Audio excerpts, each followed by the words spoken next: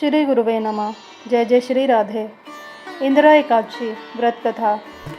धर्मराज युधिष्ठिर कहने लगे कि हे भगवान, अश्विन कृष्ण एकादशी का क्या नाम है, इसकी विधि तथा फल क्या है, सो कृपा करके कहिए। भगवान श्री कृष्ण कहने लगे कि इस एकादशी का नाम इंदिरा एकादशी है। यह एकादशी पापों को नष्ट करने वाली तथा पितरों को अधोगति से मुक्ति देने वाली होती है। हे राजन, ध्यानपूर्वक इसकी कथा सुनो। इसके सुनने मात्र से ही वाजपेय यज्ञ का फल मिलता है।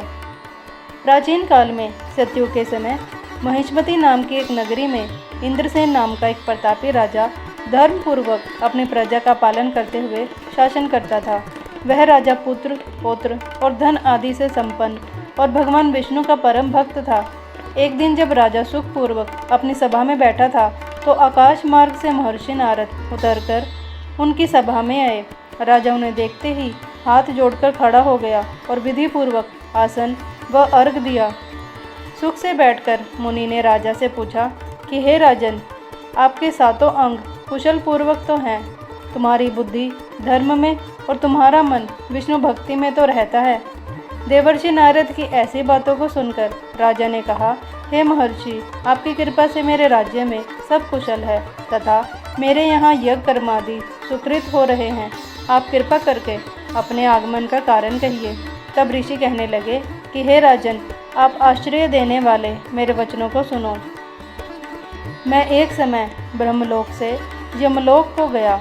वहाँ श्रद्धापूर्वक यमराज से पूजित होकर मैंने धर्मशील और सत्यवान धर्मराज की प्रशंसा की।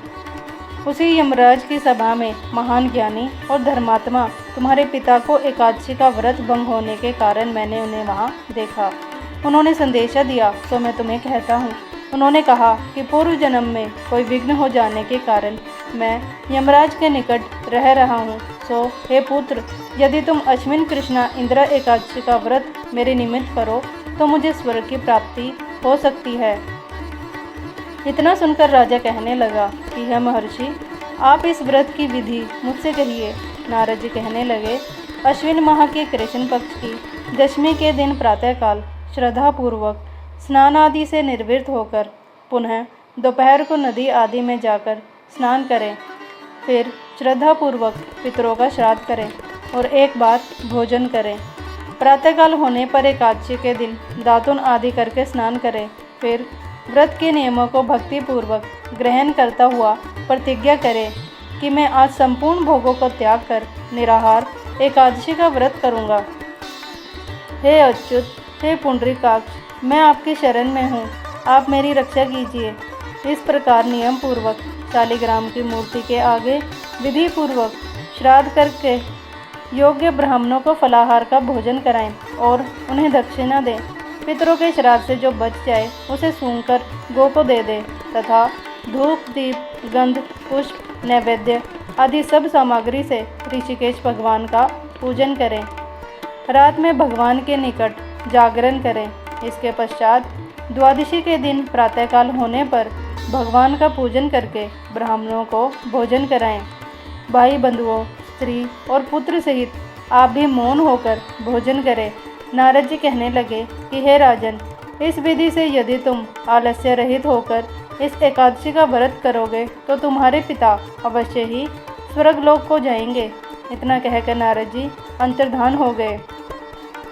नारद जी के कथनानुसार राजा द्वारा अपने बांधवों तथा दासों सहित व्रत करने से आकाश से पुष्प वर्षा हुई और उस राजा का पिता गरुड़ पर चढ़कर भगवान विष्णु के लोक को गया।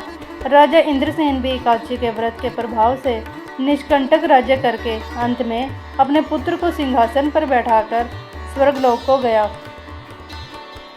हे युधिष्ठिर, यह इंदिरा एकादशी के व्रत का महात्म्य मैंने तुमसे कहा। इसके पढ़ने और सुनने से मनुष्य सब पापों से छूट जाता है और सब प्रकार के भोगों को भोगकर वैकुंठ को प्राप्त होता है। ओम नमो भगवते वासुदेवाय नमः। जय जय श्री राधे। जय जय श्री सीताराम।